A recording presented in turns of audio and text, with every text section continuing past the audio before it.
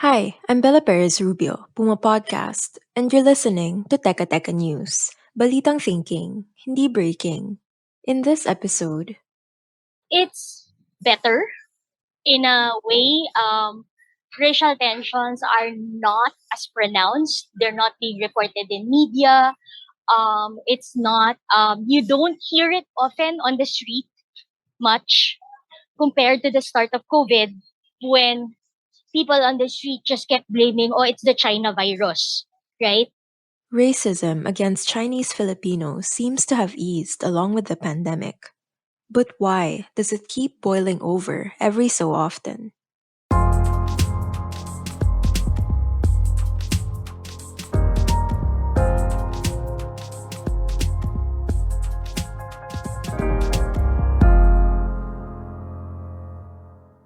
Racial issues are always tied to political issues, societal issues, economic issues, and that's born, that's evidence based throughout history.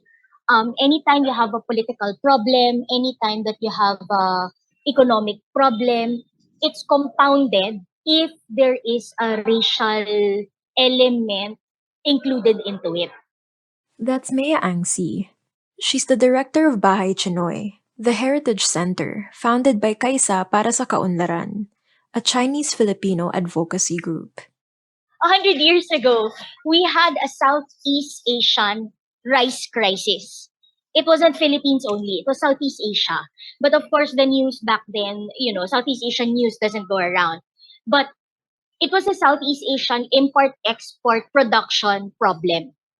But because here in the Philippines, the rice traders are Chinese nationals, are Chinese migrants, here, it became a racial issue rather than an economic rice shortage issue. In other words, the heightened discrimination Chinese Filipinos faced in the early days of the pandemic was not new. COVID was a medical issue. It was a worldwide societal medical issue. It got compounded because you have legislators, you have government officials from all over the world blaming one country and saying that it was the fault of one people. It became so generalized that it's China's fault without really tracking the historicity of the virus and all that, without really considering the problems that the medical sciences behind it. Most recently, then US President Donald Trump played a big role in fanning the flames of this racism. He frequently called COVID 19 the Chinese virus and Kung flu, even as he downplayed the severity of the deadly virus. It diverted attention from the medical science to the racial problem. And then the racial problem took a life of its own. And then you started having Asian hate throughout the Western world. There were 3,796 anti Asian hate incidents tallied across the US by Stop AAPI Hate, a nonprofit group in the first year of the pandemic. Another study conducted by the Center for the Study of Hate and Extremism at California State University found that while hate crimes in America's largest cities decreased overall by 7% in 2020, the ones targeting Asians rose by almost 150%. Human hate is human hate.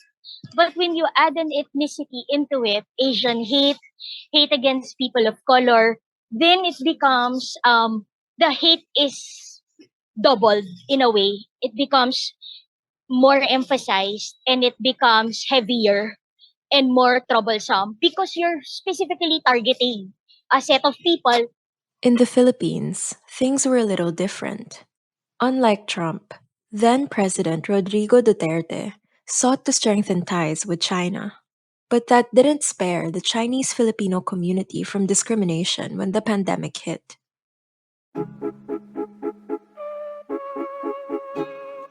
A study conducted by disinformation researcher Dr. Jonathan Corpus Ong in 2021 found that Filipinos on social media were among those spreading hate against people of Chinese descent.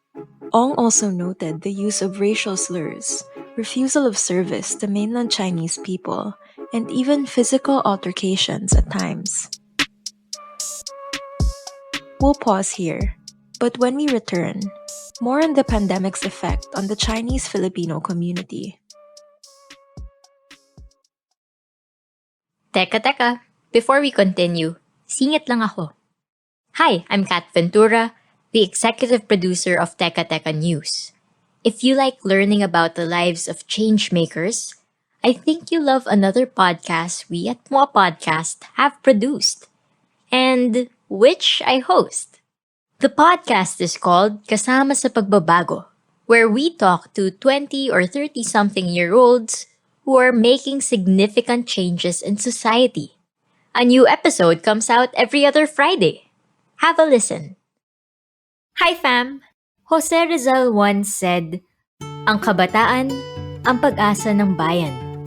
Pero sino nga ba itong mga youth change makers from our generation? Are you G to hear their stories? Ano kaya ang naging inspirasyon nila para magsimula ng pagbabago sa community nila? What challenges did they have to overcome? And what did they learn in the process? Na-realize namin na hindi naman pala natin kailangan maging sikat for us to become part of the community of change makers. Kahit saan man mapunta, bit-bit sana talaga dapat natin yung mga karanasan para mas maging mabuting tao. Maging servant leaders tayo. And yung change na pinapangarap natin ng para sa mga kapwa natin Pilipino at sa buong Pilipinas, dapat na magsimula sa inyo. Mas makikilala pa natin sila dito sa Kasama sa Pagbabago, isang podcast kung saan inaalam natin kung ano-ano ang mga pagbabagong sinisimulan ng mga kabataan sa kani-kanilang komunidad, and why they believe that the youth is truly the hope of our nation. Ang Kasama sa Pagbabago ay isang podcast ng Youth Leadership for Democracy o YouthLED, a project of the Asia Foundation and the United States Agency for International Development, powered by Meah Podcast. So stay tuned, fam! A new episode drops every other Friday.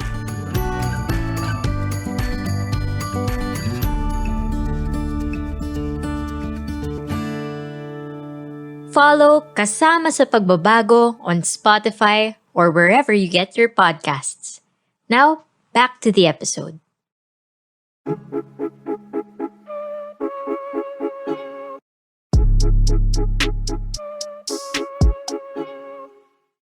When I spoke to Meah Ang See in 2021, the tenor of our conversation was very different. Her community was being singled out in the most painful way, and she felt that the Duterte administration's pivot to China only made things worse. I cannot blame majority of the people if they generalize that the Chinese are illegal, the Chinese are all into these gambling, the Chinese are into exerting their power, the Chinese wants to claim the Philippines, ganyan. We can't blame the general public because the government has always had that stance. It's always extending their political hand to China, not protecting the sovereignty of our waters. And so when the general public just mix everything together, can't really blame them. Throughout Duterte's term, polls repeatedly showed that distrust of the regional power remained high among Filipinos. He excused China's repeated incursions in the West Philippine Sea. He also continued to allow Philippine offshore gaming operators, or POGOs, in the country, against the advice of Beijing, who actually bans online gaming. Still, as Meah has repeatedly noted, these were political issues, and our society was making them racial. How does that happen? Do you remember that banner that was placed on an overpass? Welcome to the province of China, right? So that was alluding to the Duterte administration's pivot to China. So if you look at it more closely, this was a government-to-government relationship, but it was brought down to the regular person's consciousness because of that banner and the coverage of that banner. And so now it became, Hoy, I'm Filipino, but now my country is the province of China. So it now affected me on a personal level because it was brought down to my level. And so the issues came out. The racial problems came out. I'm thinking if it were not brought to our level, that affected our daily lives or that affected our conception of who we are as people, as Filipinos, then chances are people would still be able to distinguish that this is a government issue. This is a world leader issue and does not affect me as a Filipino going about my day. But tensions seem to have cooled, largely because COVID-19 is now manageable. Meah also points to the many pogos that were shuttered by the pandemic, as well as probes conducted by Congress. So it's not because we found ways to address racism itself. Where does that leave Chinese Filipinos? Racial issues, racial problems, and tensions here in the Philippines come and go. I don't think we're seeing in any country, I don't think we will see it disappear entirely. It will come and go. And if anyone is doing the work to fight racism in this country, it's Chinese Filipinos themselves. I just finished writing a paper on the Chinoy participation in COVID efforts, COVID relief efforts. And people all the way, even in the provinces, they see it. I mean, small efforts of the hardware store owner, the Chinoy hardware store owner who did not fire employees during the pandemic, no, who kept providing salaries even when the hardware was closed. Little things, very little things like that. When you put them all together, it has an effect in a particular community. Meah's organization is a prime example of this community's efforts. It was founded 35 years ago in 1987, and after working for decades to integrate Chinese Filipinos into mainstream Philippine society, in 2007, they revisited their vision and mission. Our organization's name is Kaisa Para Sa Kaunlaran. Kaisa for integration, that we are one people, and Kaunlaran meaning the progress of the Philippines. So from '07 onwards, the organization has been focused on inviting and encouraging young Chinese Filipinos to volunteer or to work toward nation building where think of what you do. You are in a position, admittedly, majority of the Chinese in the Philippines are middle class and upper middle class.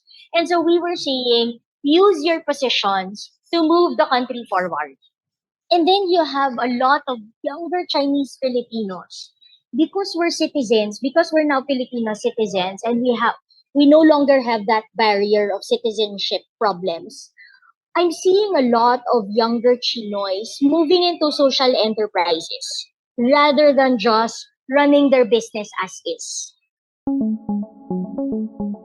But just 3 years ago, parts of Philippine society turned against this minority, a community that's been with us for centuries. So I asked Meah, have they moved on? You know, the Chinoy community at the core is very pragmatic. So, with or without racial problems, it will just continue moving along. When there are racial problems, when we're being targets, keep your head down and plod along because, we still have families to feed, employees to pay, services to offer, products to produce. I guess that's one of the things that we inherited from our grandparents, that very stoic pragmatism where, whatever's happening out there, put your head down, continue working because, whatever happens out there, these are still things that need to be done in terms of our own lives, right? And so that kind of helps the community move forward. And that was today's episode of Teka Teka News. Again, I'm Bella Perez Rubio. This episode was produced by Kat Ventura and edited by Pidoy Blanco. If you like this episode, share it with a friend or two. And don't forget to follow Teka Teka News and Puma Podcast wherever you get your podcasts. At para sa mga mahilig manood sa YouTube, Puma Podcast na rin po kami doon. Just search Puma Podcast and subscribe to our channel. Thanks for listening.